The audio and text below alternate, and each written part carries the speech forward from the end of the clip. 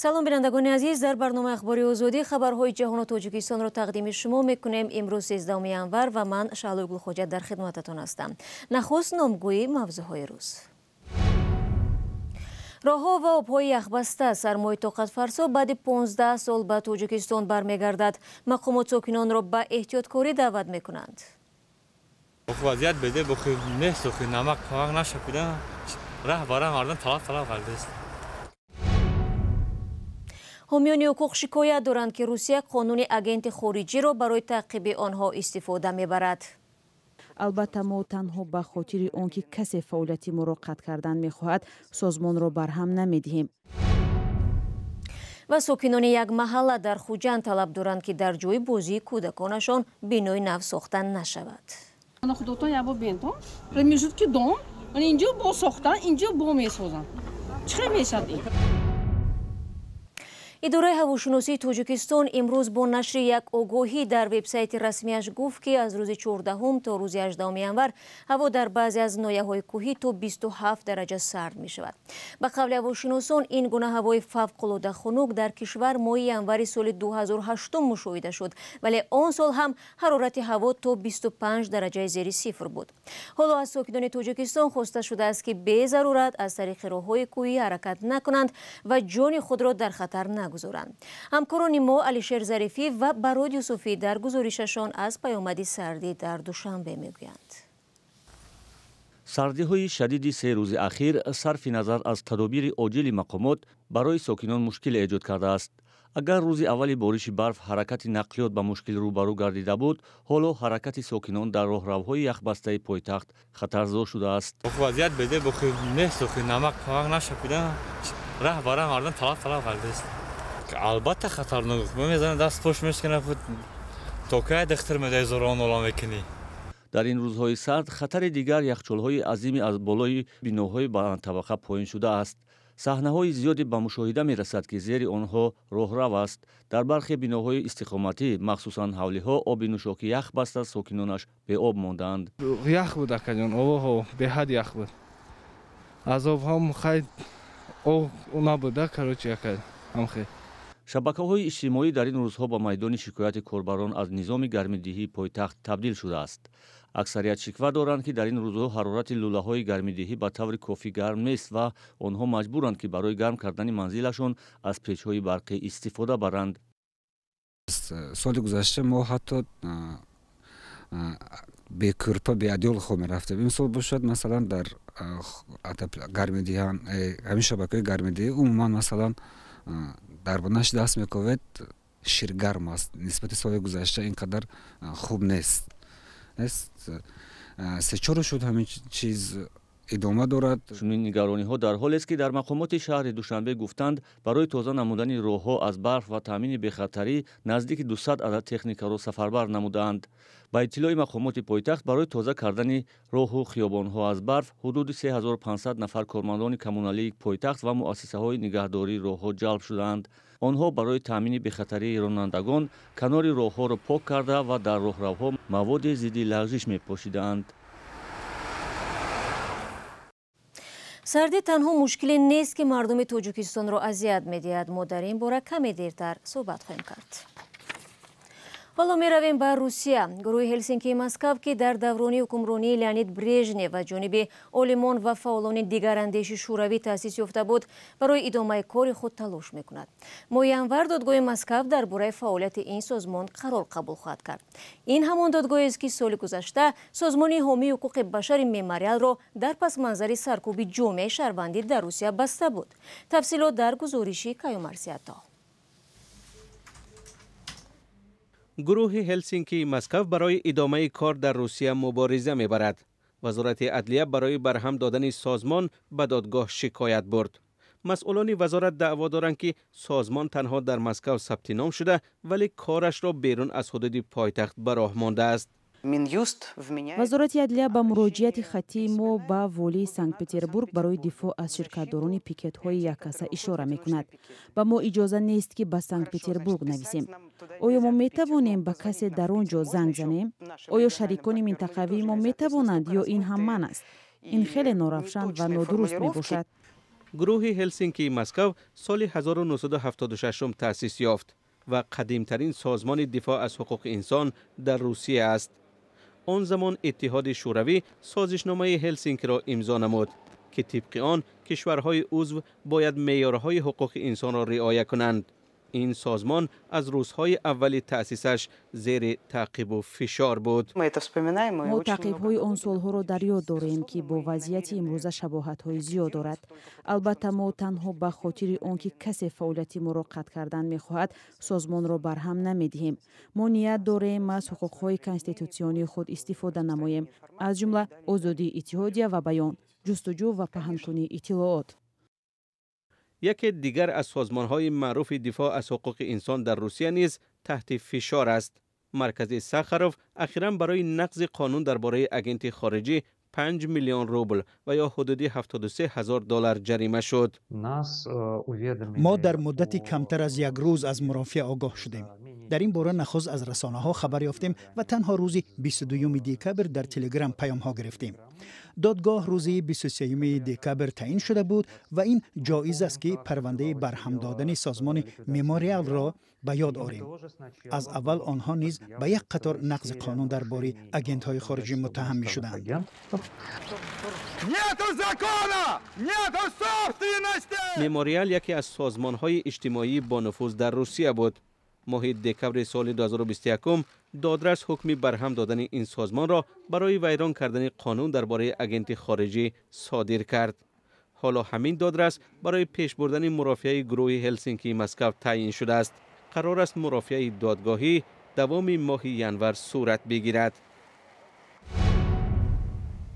برمیگردیم به تاجیکستان. در خوجند مسکونان چند بلندوشانه از شهرداری خواستند که مانع بنیادی بینای نو شوند. آنها میگویند قامت افراختن بلندوشانه موقع زیستشان را تنگ میکند. در گذشته نیز حالتهای اعتراضی ساکنان خوجند به بنیاد ساختمان در نزد منزل‌های استقامتیشان جای داشت که به منفعت ناراضیان تمام شد. فرزان محمدی با تفصیلات بیشتر. ساکنان چند بینای محله 33 شهر خوجند بارها جمع شده به ساختمان یک بلندوشانه ناراضگی میکنند. آنها طلب دارند که مقامات مانع این ساختمان گردند. فکری من همینگی همینجور نسازم. این پلشاتکا برای بچه بازی کنند. دومی 67 66 بچه ها ما برامده همینجور بازی میکنند. دیگه جان نیست از من خودتون یابو بینتون. رمیشود که دون من اینجا با ساختن اینجا با میسازم. چه میشد این؟ او نمیرسد چراغ نمیرسد. کانالیزاسیون خفته میبود. نمیرسد. کدام کالا که خونه میشد. اجازه شما هم نگرفت. نه. اجازه ما اجازه رئیسی محله دوستی خالقو اجازه نداره. دوستی خالقو رئیسش من بیخبر. همین روز بخبر شد. خیلی باید همه بخبر کنند. روزی خلق گیره. قرار است شرکت ساختمانی نوری در این منطقه بنای استقامتی 9 آشانه برای 70 خانواده بنیاد نماید. آنها میگویند مجوز ساختمان را هنوز ماه سپتامبر سال 2022 گرفته و غیر بنای استقامتی قرار است توقفگاه نقلیات و میدانچه بازی کودکان را نیز بسازند. در اساس درخواست جمعیت و ما انتخاب زمین برای ساختمان انشاءات زمانی پیشنهاد کردیم. از آن مقامات‌های داخل قریب 13 مقامات داخل برای ساختن انشاءات زمانی در این منطقه اجازه داده شد.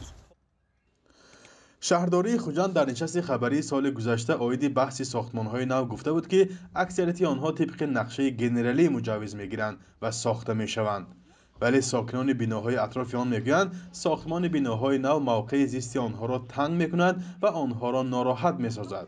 آنها میگویند نیت داشتند در جای این بنا یک میدانچه ورزشی برای کودکانشان بنیاد نمایند. حالا آنها می‌خواهند که شهرداری خوجند و مقامات‌های نظارتی به این دادشان برسند. همون آرکیتکتوری که می‌سازند یا اون همینجا بناد نمی که پوری می‌بیاد نمی چیزی که باشد که امضا کدام میگیرم میخواد کلونو بینم آخر شب بخار شدیم اکو مراجعت میکنیم خدا خواهد اینستانس‌های دکوری و برام رفته گپ میزنیم خدا خواهد. ساختمان بناهای بلندوشانه سالهای اخیر در خوجند بیشتر شده است.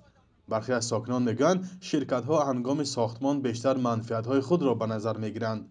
اما شرکت‌های ساختمانی میگویند بنیاد همه بلندآشانه‌ها بعد از آموزش لایحه و تنها با اجازه مقامات صورت می‌گیرد.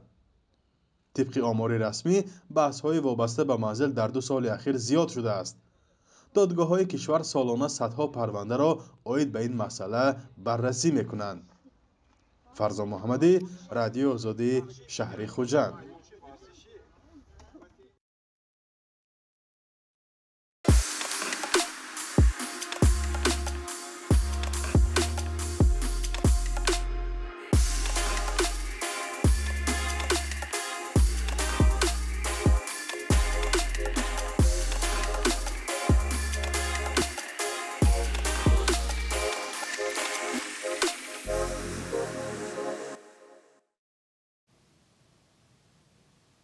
برنامه اخبار آزادی رو ادامه میدهم. طوری معلوم هیچ نفر در جامعه از مشکلات عاری نیست. اکثر آدمان در این باره گپ زدن را خوش ندارند. مشکلاتی که شهروندان با آن روبرو میشوند سعی میکنند خودشان حل کنند. بعضی ها موفق میشوند ولی مشکلهایی هستند که آن را پس سر کردن خیلی دشوار یا در تنهایی امکان ناپذیر میباشد. رادیو آزادی در یک پرسش سریع در شهر دوشنبه از مردم سوال کرد که چه مشکلی ها دارند. پاسخ آنها را در این نوار ببینید. مشکلی ایام مشکلی کلانترین حاضره دوری خدمت ایام دوروی پیش حاضره. مثال اگر انا به نظر گیریم جای کارای مثال بسیار مهاجرا هم مثال ما 6 سال شد میریم خارجه در کار میکنیم میبینیم یک جای کار نیست که مثال بریم کار کنیم ما مجبور میشیم بریم خارجه در کار کنیم. زنگیری قین شده قالین 35000 40000 سومون برای وای باید خارجه در 10 سال کار کنی اخی. مشکلی ما فقط همین نرخ نوای بازاره تخم و توی محصولات کشاورزی قیمت شدگی حسابه که اینا کارتوشکا سبزی محصولات خودمونه نه که نرخش قیمته تخم 27 سومون بود حاضر 48 سومون شدگی که همش ارزان تخم بود بازار همین وضع. بعد مسئله با برق به نظرم بگیریم نمی گرده درد میان درد چم درد نه خیلی زود که درد نمی خیلی. شما از سلامتیتون مشکلی هست نه؟ ها روی حالش هست با دکتر مراجعت نکردید؟ کردم ولی فایده نکرد. خونه مادرم میرم دیگه ایلاش نیفتم. هیچ کنیست که یاردم کنه که پرابلم قرضه تمام قرض داریم کمتر تمام. برای خونه؟ آها برای خونه قرض گرفتگی. آها حل شونده است میگذره یکم بار نیست. من مثل شما نواربردار هستم. میخوام که یک حزب در این تجهیزات های نو برآمدگی میخوام که یک کامیون نو باشه که همین کاری صفت خدمت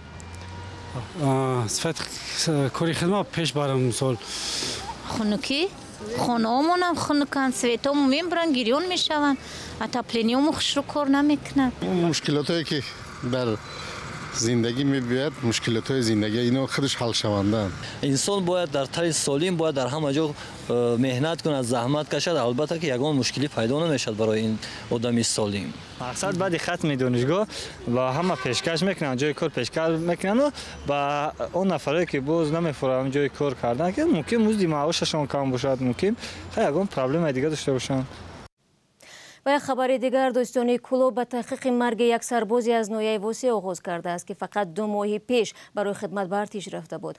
لطفالله دوله احمد 26 ساله که در قسم مرزبانی در نویه 5 خدمت میکرد صبح 7 ینور درگذشته است. علی احمد بردیف ساکن دهه شوبیکا و برادر لطفالله به رادیو آزادی گفت مقامات سبب مرگ برادرش را بیماری نابهنگام میگویند ولی او به حرف فرماندهان لطفالله باور ندارد. با سپاس به شما بینندگان عزیز که تا این لحظه برنامه ما رو تماشا کردید. در این ثانیه ها برنامه رو به پایان میبرم ولی خبر و گزارش رو میتونید در وبسایت ما تماشا کنید. در 2 روز آینده برایتان صورت خوب میخواهیم. خدا نگهدارتان.